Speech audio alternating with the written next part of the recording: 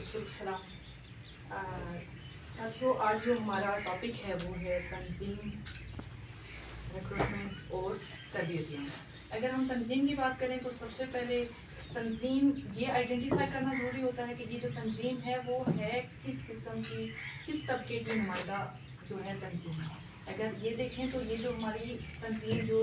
Jammu Kashmir People's National Party کی جب ہم بات کرتے ہیں تو یہ محنت کش عوام کی پہلی نمائندہ جو ہے تنظیم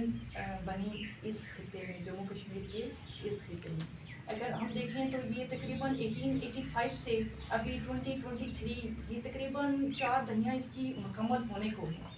لیکن ہمارا جو کردار ہے وہ کیا ہے اگر وہ دیکھیں ہم، اور جو مطلب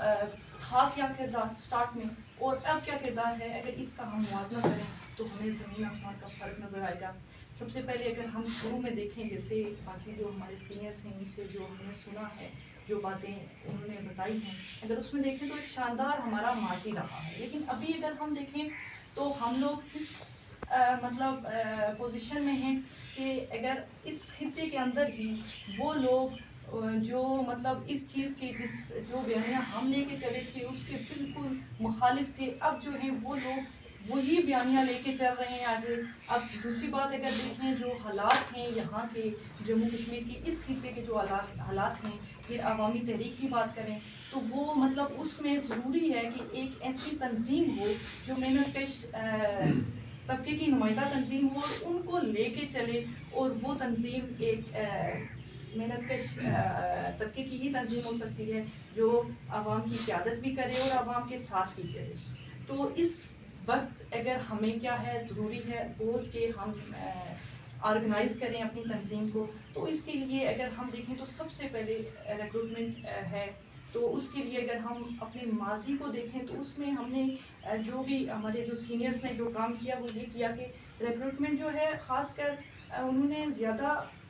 مردوں کی ہی کی، ٹھیک ہے۔ اگر ہم دیکھیں صنفی تقسیم کے خلاف یہ بات کہہ کے تو صرف مردوں کی ہی ریکروٹمنٹ کی جا رہی ہے، چند ایک دو خواتین ہوئی، باقی کوئی بھی نہیں۔ اور پھر جب انہوں نے ایک کیڈر ٹیم جو ہے وہ تیار کر لی تو وہی ٹیم جو ہے یہاں سے اب ہمارے حالات ایسے ہیں کہ یہاں کوئی جو ہے معاشی نظام نہیں اپنا، تو وہ یہاں سے بیرون ملک چلے گئے۔ تو اب جو ہے یہاں پھر جو ہے ایک خلا پیدا ہو گیا، اس کو فل کرنے کے لیے کوئی نہیں تھا۔ تو اس پہ اگر ہم خواتین کی ریکروٹمنٹ بھی کرتے ہیں مردوں کے ساتھ ساتھ، اور خاص کر وہ مرد جو ہمارے اس پارٹی کا حصہ ہیں، ان کا کام بنتا ہے کہ وہ ایک جو ہے اپنے ہی بلڈ ریلیشن سے اپنے ہی گھر کی ایک خاتون کو تیار کریں، ان کی تربیت کریں۔ تو اس سے یہ ہوگا کہ اگر مرد حضرات یہاں سے باہر چلے بھی جاتے ہیں تو کم از کم ہماری جو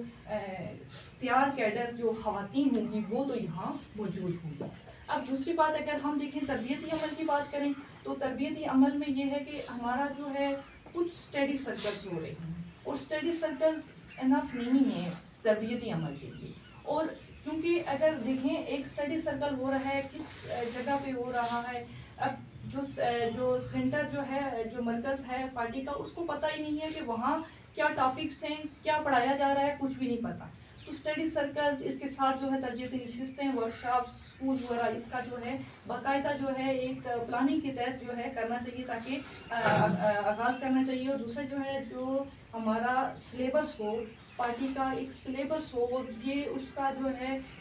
ہر لیول پہ بتایا جائے کہ سٹارٹ کہاں سے کرنا ہے، کیونکہ بیسکلی اگر ہم لوگ خود ہی کہیں جو تیار کیڈر ہوتا ہے تو وہ تو سٹارٹ لے لیتا ہے، اس کو تو پتہ ہوتا ہے سب، لیکن جو جس طرح سے ہم لوگ ہیں ابھی اس طرح سے تربیت ہماری پوری نہیں ہے۔ تو اب ہم لوگ اسٹڈی سرکل کہیں بھی بناتے ہیں تو ہمیں سمجھ ہی نہیں آتی کہ سٹارٹ کہاں سے لے۔ تو اگر پارٹی کے اندر ہی یہ ساری چیزیں موجود ہوں کہ ہم نے سٹارٹ یہاں سے لینا ہے، اس لیول پہ جا کے یہ چیزیں ڈسکس کرنی ہے، یہ پڑھنا ہے، تو دن ہماری تربیت اچھی ہو سکتی ہے۔ شکریہ۔